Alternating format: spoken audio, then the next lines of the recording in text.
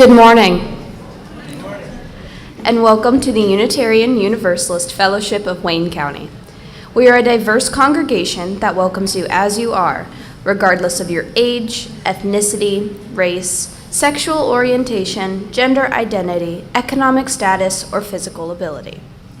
We come together to seek deeper meaning and understanding from each other and the world around us. Your presence here today is a gift that brings us closer to that understanding. We are an active community that lives its values beyond the hours of Sunday service, and I would like to call your attention to the following. Lake Day is August 17th at 11 a.m. at Pleasant Hill Lake in Perrysville, Ohio. More info can be found in this week's Friday newsletter. Just a reminder that all are welcome to participate in Tai Chi and or Zen meditation on Mondays at the UU. If you would like to find out more about our activities, feel free to ask Karen Skubik, our membership coordinator. Good morning, everyone. So good to see you all and welcome. I want to point out one important thing about the Lake Day that Olivia just mentioned, that when Lake Day happens, the service takes place at the lake and there will not be a service here. So in 2 weeks, don't come here. We always have a couple people every year come here, but there's no service here. 2 weeks ago, our invited speaker, not Rina, but Melissa Jeter, she wore this great mushroom overall costume, and yeah, wasn't it really cool? And she wore it because she talked about how mushrooms have mycelium, kind of make all these connections. So I must admit, I keep having this vision of all these mycelium connecting everybody, but you know, it's true, connection is so important here. And a lot of people, there's connections that you wouldn't even think about, like, you know, people that raise goats or just working on service projects together. And there's one service project that our congregation has taken on that Peg has been leading, and it's at Homeward Bound. Every Tuesday, we provide lunch for the homeless folks there. And it's Peg's goal to have those lunches be made here on Sundays, and she's looking for at least one more person to meet her outside today, outside the sanctuary here at the new social action table, and talk to her about that and have help with those lunches. So if you're able to do that, please talk to Peg after the service. She'll be right outside, and then maybe you'll make some more connections too. And there's Peg. Yes, okay. So thank you and good morning, everyone.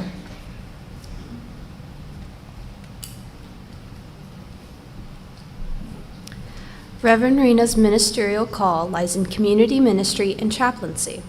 She currently serves as the mental health chaplain at the Cleveland VA Medical Center.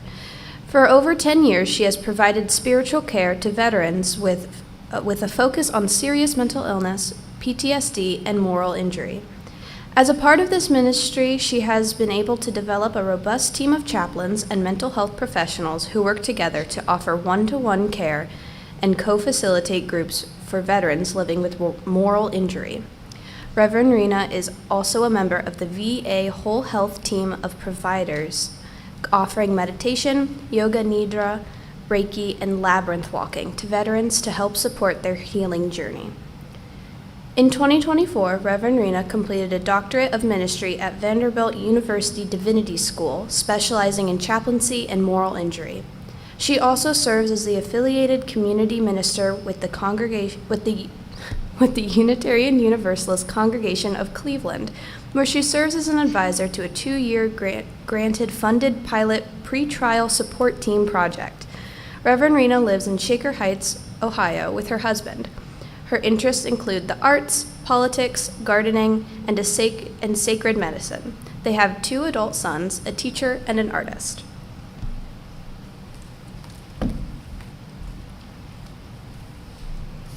Good morning.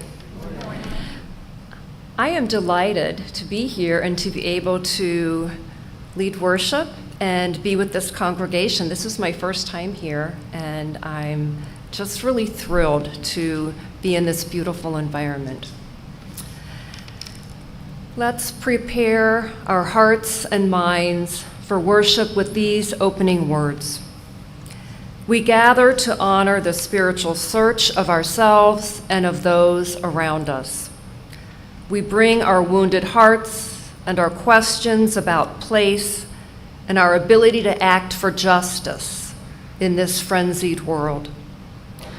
We bring our curiosity about the shape of our action and the arc of our destinies. We come to acknowledge the belief that to make our footprints meaningful and just on this earth is sacred work. We come to be renewed and to be fed bread for the journey. Let us worship together.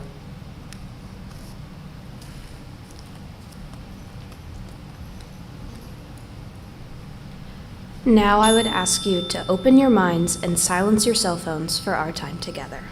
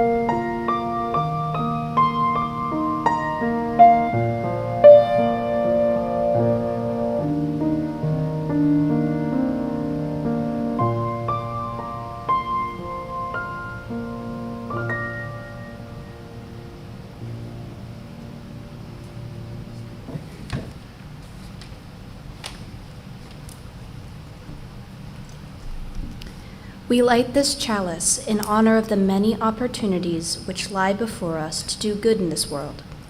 These opportunities stretch our hearts, minds, and bodies. This flame reminds us that we act both individually and as a community of seekers in this sacred space. Let us now rise in body or spirit as we sing our opening hymn, Our World is One World. The music can be found in the gray hymnal, number 134.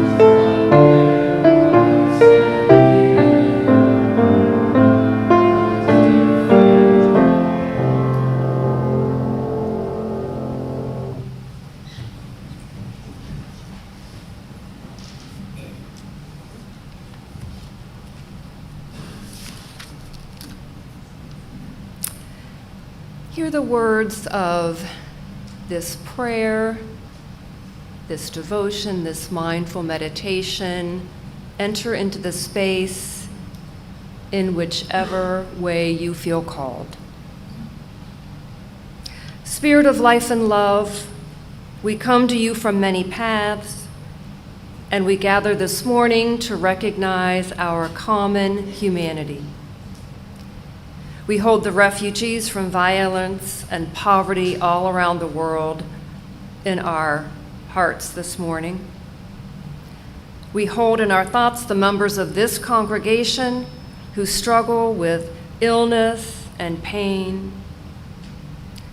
We offer solace to those whose minds are restless and anxious. We offer compassion and hope to those in bondage to drugs and alcohol, that they may be clear-eyed and healthy again. And we acknowledge the power of individuals to continue oppression, and we honor the greater power of love and justice in this world, and the power of love that enables us to resist numbness to the pain and suffering in the world. May we be filled with a passion to work to create pathways to freedom and wholeness to those around us. Amen.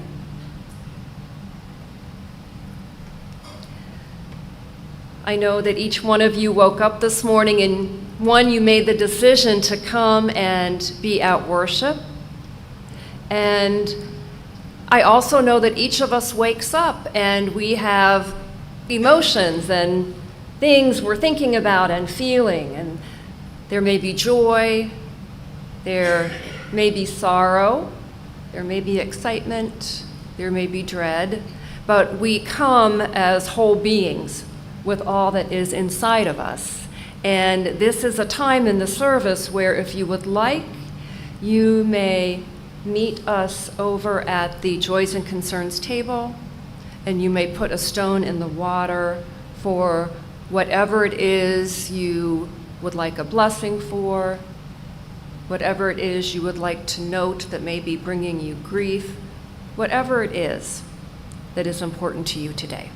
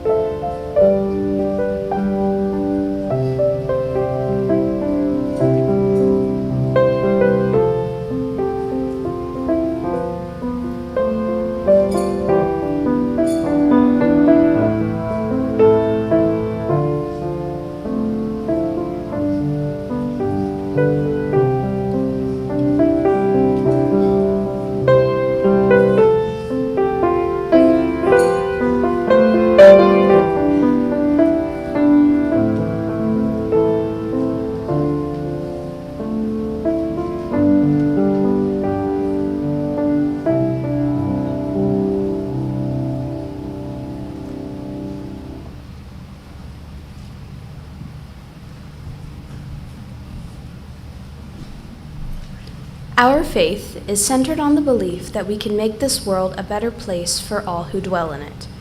In order to realize that vision, we need both the motivation and the means.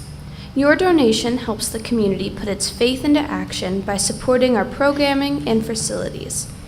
This morning and throughout the month of August, donations that are not designated for another purpose will be split with CAMO, the Central American Medical Outreach, a non-denominational humanitarian organization that brings life-saving medical services, education, and community development to Central America. CAMO provides more than 140,000 life-saving services each year to impoverished people who otherwise would not have access to aid.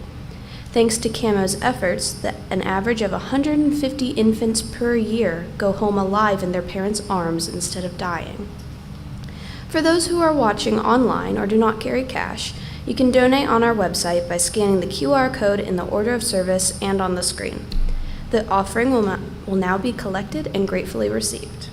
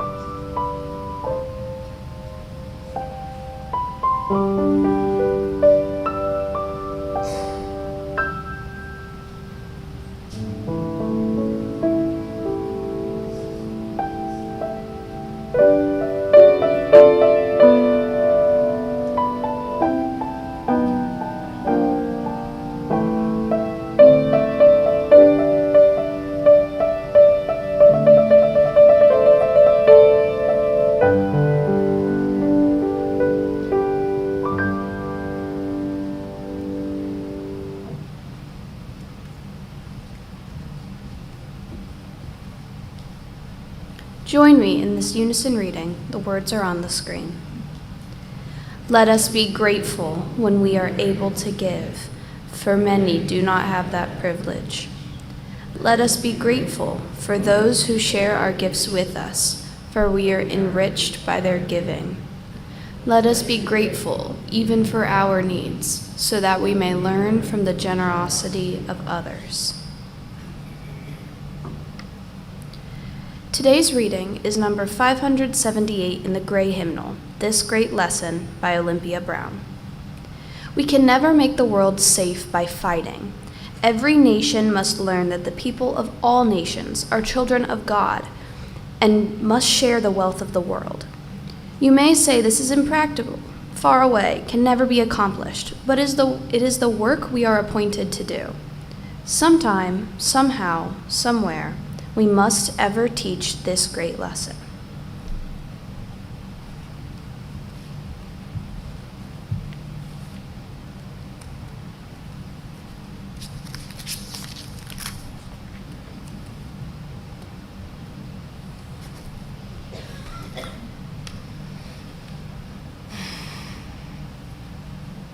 Many of you may know that reading from Olympia Brown.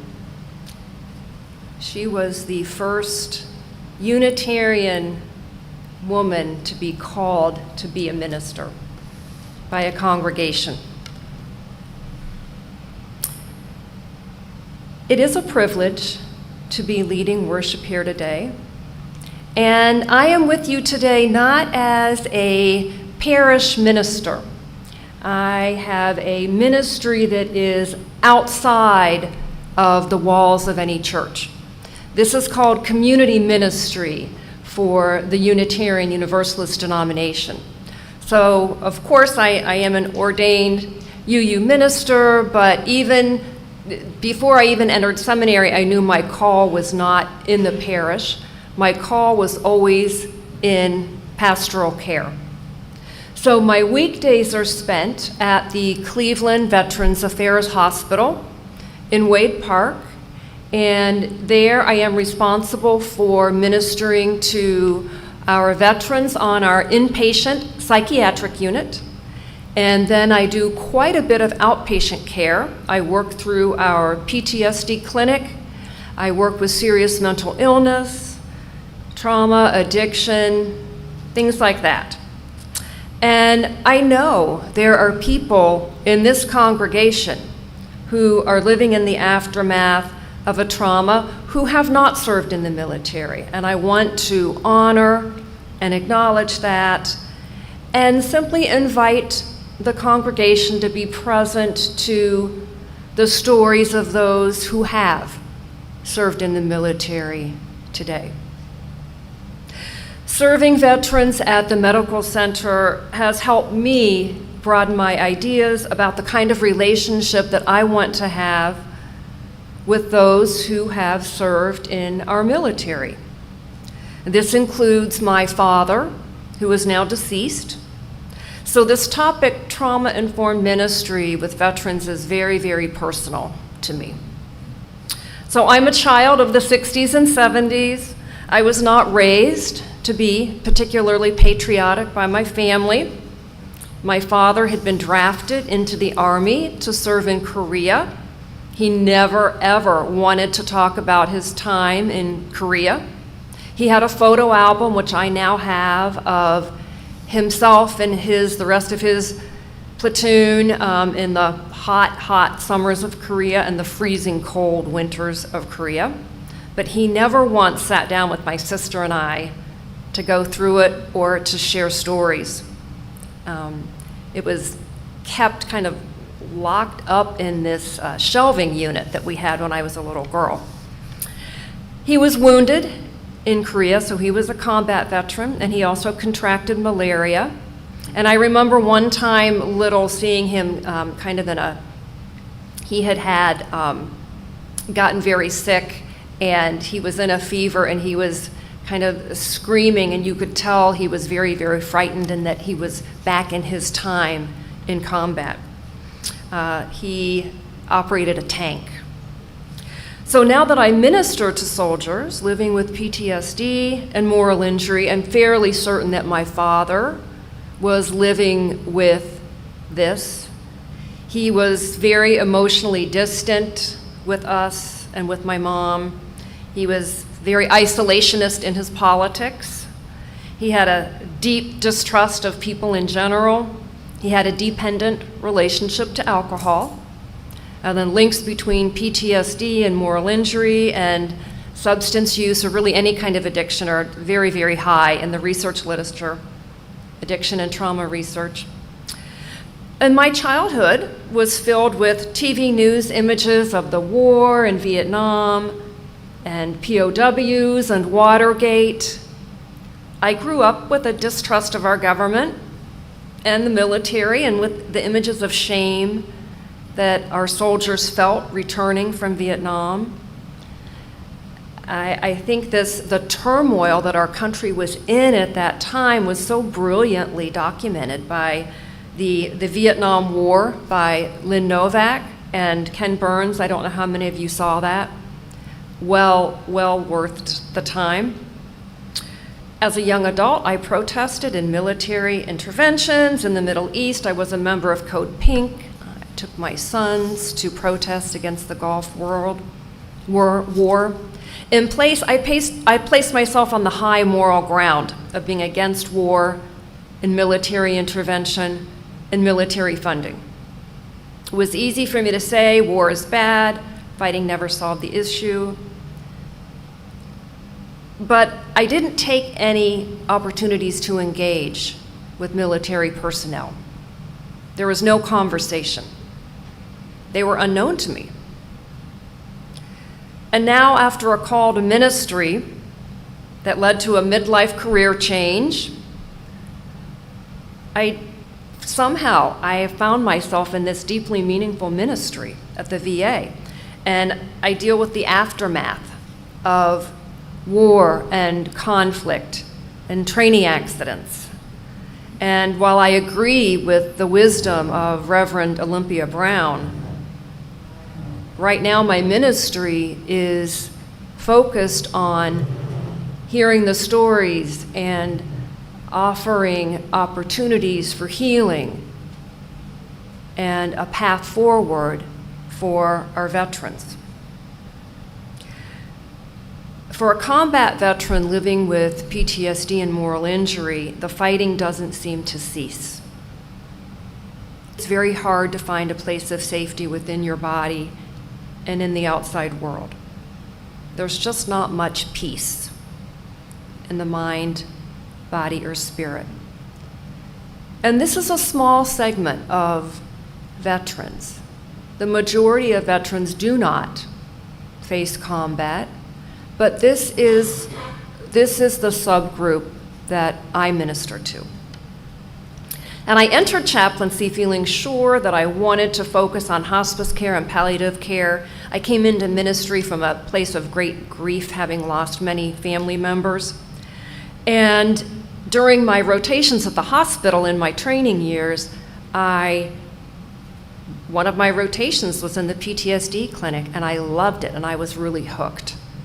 And this really provided so much meaning for me. Here is where I saw hearts and minds damaged, not just bodies, but hearts and minds, our sense of who am I? And where there can be wonderful transformation and healing. And I became more and more interested and called to work with combat veterans from our PTSD clinic who were really struggling with feelings of disconnect between what they were trained to do as soldiers or airmen or seamen and their moral and spiritual sense of right and wrong. They were struggling with a real misalignment of one's inner moral compass. And this spiritual and emotional disconnect is called moral injury. This is a term that has been around. Really, our Vietnam veterans really put PTSD on the map, put PTSD in the DSMs as a clinical diagnosis. Moral injury is the spiritual and emotional aftermath of traumatic events. And so we can look at PTSD as a post-traumatic stress disorder, so it's called a disorder in the DSM-5, that's the latest. It's a fear-based disorder. Moral injury is not a disorder. Moral injury is the normal response to something that is completely abnormal and wrong. It's very subjective, and it's very, very much focused on one's inner sense of identity and moral compass. So my ministry is centered on creating sacred space so that someone feels safe enough to tell their story. So to begin to tell what demons they're wrestling with, maybe for the first time for some people. And to begin to have someone to work through the emotional and spiritual struggle of that experience. Developing a trusting relationship with someone who has experienced trauma can be very difficult. When we talk about trauma-informed care, we mean that we're acknowledging the history somebody brings into the room, the history that begins in utero, basically. So what has happened to you in your lifetime that has brought you to this point? It's not what is wrong with you. It's what has happened to you, and how have you sought to try to cope with it. So, and helping veterans understand this approach to care really helps to breed trust. So again, these are veterans who are seeking care. They know it's difficult, but they're seeking care. They're resilient, they're struggling, but they want to believe that there is a way to feel better and to have different relationships with themselves, the people they love, and whatever is most sacred, most holy to them. And there's also this fear of being judged. And so, how you look at someone, we say your body language is 80% of the message, right? So it's body language, voice, it's the whole package of creating this space that can be trusting. And I've learned through my 10 years, people join the military for many reasons: patriotism, honor, discipline, desperation. In our nation's history, young men were drafted, many who would not have made the choice to enlist, men like my father.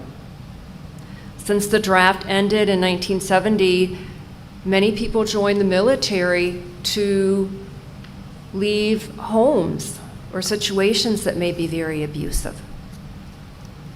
People enter the military for many, many reasons. And so when I meet a veteran at the hospital, I never know why they may have joined. And so that's a really good place to begin to understand somebody's story. So all of the veterans that I work with have some kind of mental health and trauma diagnosis, and most are in recovery from some kind of addiction. So it could be substance use, gambling, sex, porn, workaholism, anything, but some kind of addiction. Many of them are Marines because they're first in. Many are Army. Many might be Navy medics attached to Marine Corps. So these are the people who are in the most harrowing environments. They are taught to be self-sufficient. They are taught to not ask for help. They're taught the buck stops with me. So it can be really hard to get to a place where you are asking someone to help, because that goes completely against your training and your sense of identity as someone in the military. In my inpatient unit, many are coming in with suicidal ideation. Sometimes they're ready to talk only because they've been down this path 3, 4, 5, 6, 10 times before. They share stories, or they may ask me a question as the chaplain on the team. The two questions I hear most often are going to be, one, how could God allow what I have seen to happen? There cannot be a God who would allow this. And they've lost the relationship that they once had with God, or whatever is their holy ideal. It might be trust in the goodness of humanity that has been shattered. But with moral injury, it always includes this idea of, who am I? Who was I? Who am I now? That's been changed. Or there's a lot of questions about forgiveness. Something like, chaplain, will God ever forgive me? I've done some really bad things. Or this is a very common identity that veterans living with moral injury will take on. I'm a monster. If people really knew me, they wouldn't want me to be their spouse, their child. They wouldn't want me in their church. And the majority of our veterans do identify as religious. The military has a higher rate of religiosity than secular society. The majority of our veterans currently will identify as Christian in some format. And so these ideas of the judgment of someone, or these ideas of heaven and hell, are very, very present to them. And many now, the younger ones, identify as spiritual, not religious. But that also leads to this idea of their understanding of what is humanity being shattered. In both cases, the veteran is really struggling with integrating who they are now with who they once were before they were in the military. This is a profound disconnect. There's no integration in terms of who they are throughout the lifespan. And so our government trains men and women to kill. That is the purpose, one purpose of the military. And this takes weeks and weeks of mind control and training.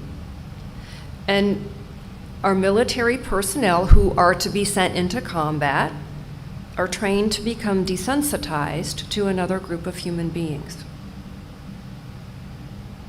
But when someone is then discharged from the military, there's no program to help them out process. There's no weeks and weeks of being able to become integrated back into our civilian society. Often there's 48 to 72 hours before you leave a combat zone and you're dropped back at your front door. And the veteran is lost because, so many of my veterans would want to re-up if they could because they had such a strong sense of camaraderie. People had their back. They had a mission. They had a purpose. They knew what to do.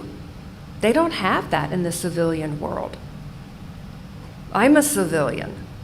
I've never known somebody had my back if I was potentially going into a situation where I might be killed. I don't have this experience. Most of us don't.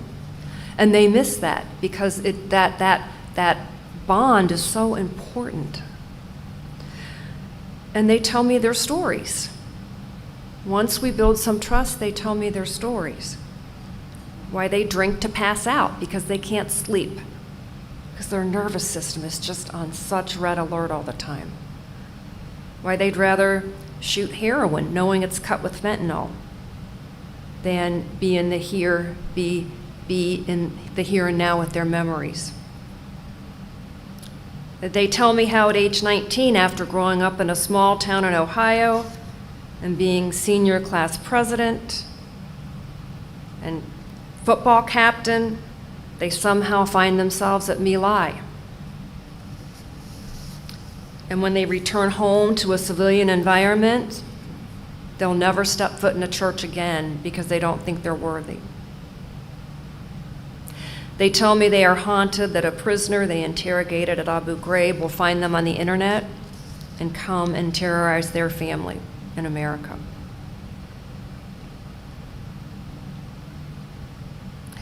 Stories about not being able to save their friends. They tell me of being in the front lines of a jungle thousands of miles from home and running to the back because they're terrified and being called a coward and then wearing that label the rest of their life for 60 years. I enter into what Sister Helen Prejean calls a dreadful intimacy with a person who tells you the worst thing they ever saw or did, or were unable to stop in their duty as a military, active military. And so this is what moral injury looks like. It's not quite the same thing as PTSD. There's an emotional and spiritual disconnect. And so ministry and providers and caregivers, how do we provide some healing and a pathway to change and hope?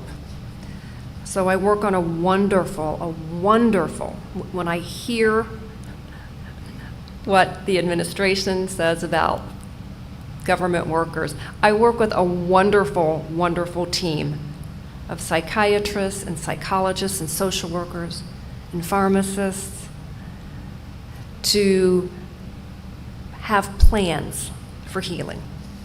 So I don't diagnose. Clearly, I'm not a medical doctor. I don't diagnose. I don't write scripts, but I'm part of the team in terms of the spiritual healing of the veteran. And so I accompany, I listen, I offer spiritual and theological reflection about what are their questions, what are their doubting, where have they lost, what gives them hope and meaning. And we try to get through all the rage and the fear and the drugs or the addiction to help them begin to connect with who they are again. And in weekly moral injury groups, we read quotes, we listen to songs, we explore the emotions that many are cut off from because there's this numbing that happens. And so we talk about anger, grief, shame, guilt, acceptance, compassion, forgiveness. We try to create an environment where veterans can begin to feel and get in contact with what they need to heal. You may know the phrase, you can't heal what you don't feel. So first you have to be able to feel and be able to identify what it is that you're feeling, to understand what do you need now to help yourself. We offer opportunities for a lot of grief processing to reflect on what have you lost in all of this. Not just the initial trauma, but what have you lost in the aftermath of that trauma? Because there's no time to grieve in the military, and there's very little time to grieve in our current society. So we offer spaces. What have you lost? How can we be with you while you grieve it so you can move through that to get to something better? And we talk about this idea of liminal space, of once you can move through some of the rage and the grief and the sorrow, there's this discomfort of trying to figure out, well, what's going to come next? And that's normal and good, and that's liminal space. It's a very spiritual space. What do I want next for myself? And as the chaplain, I use meditation, prayer, labyrinth walking, art, whatever that veteran might need to be able to begin to express some of these feelings and begin to get back in touch with who they really are. And what I bring to these men from our UU faith is an unwavering belief that redemption, salvation is available to them from their God, from whatever is most holy to them, that there's a possibility. They don't need to be in this place of never, but there's maybe a possibility that they can have a different kind of relationship that might be helpful and compassionate.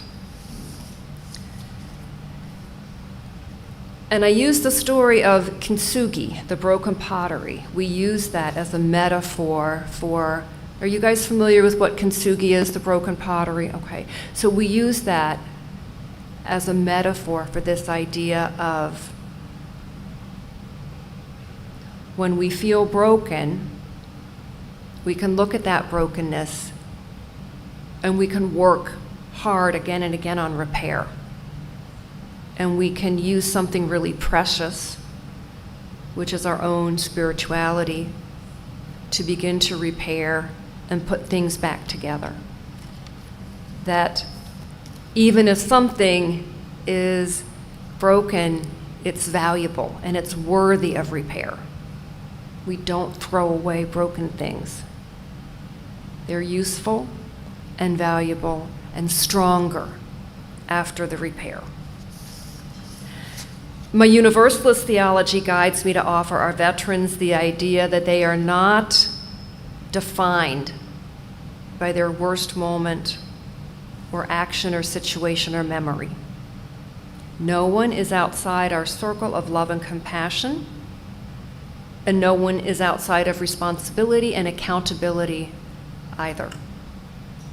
There may be necessary journeys of making amends for some of our veterans.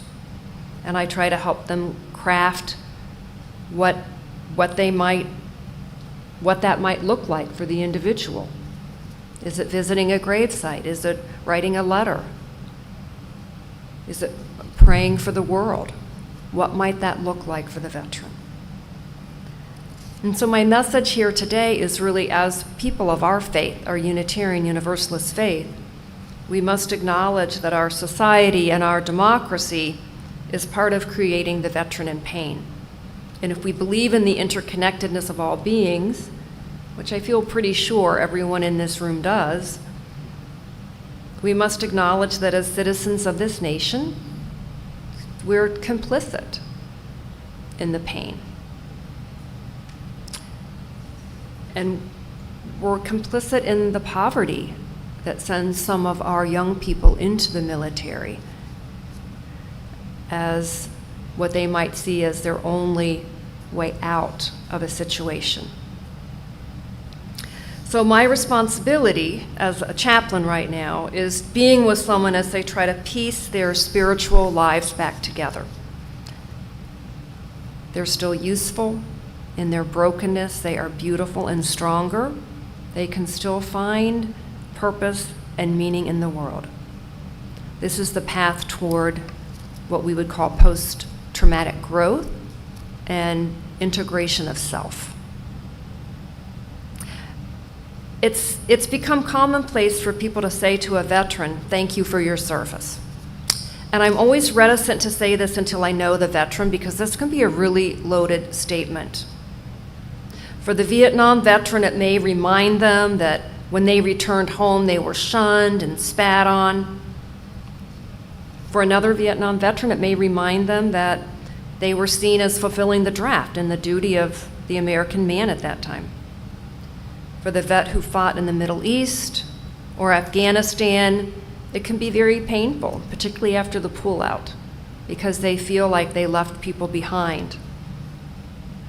It can also be appreciated by a veteran because he or she may have really helped someone and made change in that time. So I never know. And so I always wait before I say that to a veteran till I know how they feel about their service. I know there are Unitarian Universalists who oppose U.S. military actions, and I know there are some that believe that it is necessary. We have over 25 military chaplains right now in our denomination. We still struggle with questions about our individual roles as citizens of a country that sends young men and young women into combat, thinking this might create a permanent solution. But there should be no argument about how we treat our veterans when they have returned to us. We have a responsibility to heal mentally, physically, and spiritually. When we train human beings how to take a life, we are stepping into sacred territory. When we train soldiers how to face the reality of their own death, we are in the province of the holy. Any conversation about life and death is a spiritual conversation. And as we work to reintegrate veterans who have come back to us, some of them, not all, but some of them changed, we are faced with the task of integrating, personally and as a society, what these lives mean to us. What do these lives mean to us? And the heart of my Unitarian Universalist faith calls me to work with others to create what we call the beloved community. And the term beloved community often makes us think back to Martin Luther King Jr.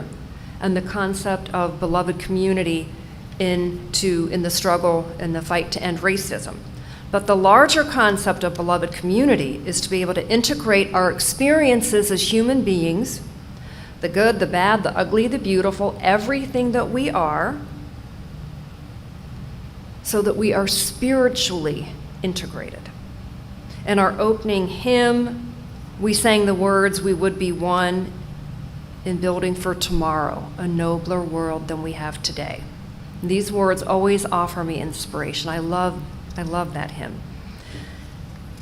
A part of our faith tradition is to be able to embody our religious beliefs in the community through our actions. This is the legacy of our denomination.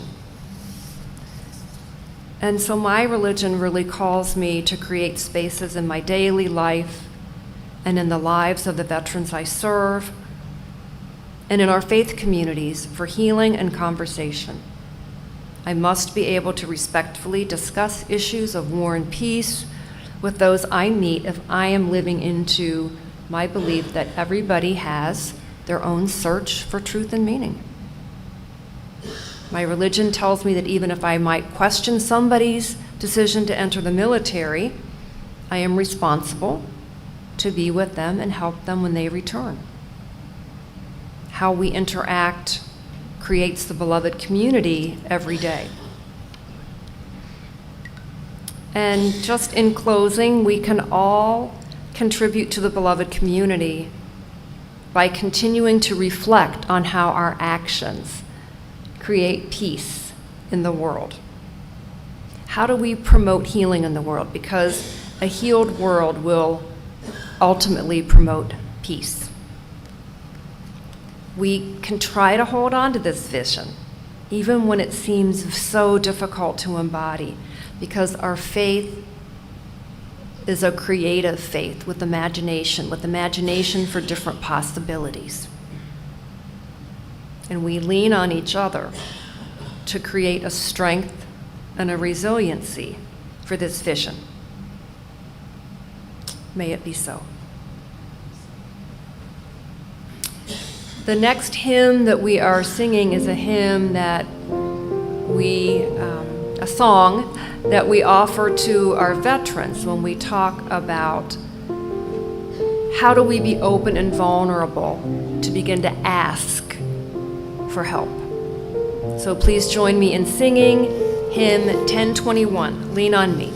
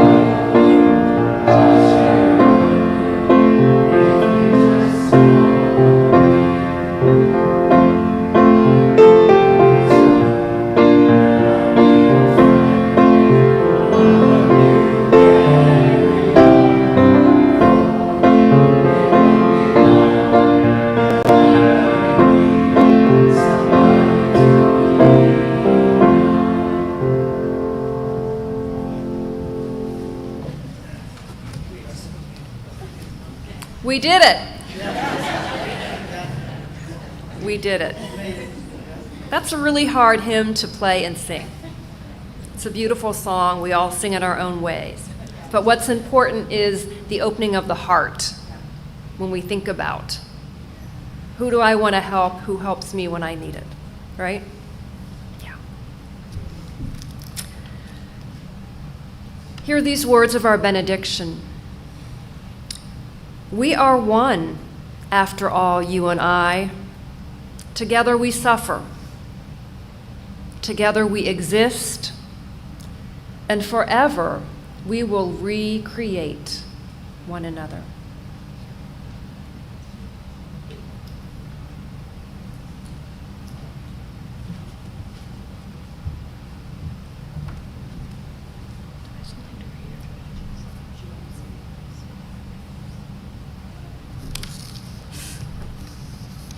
Sorry.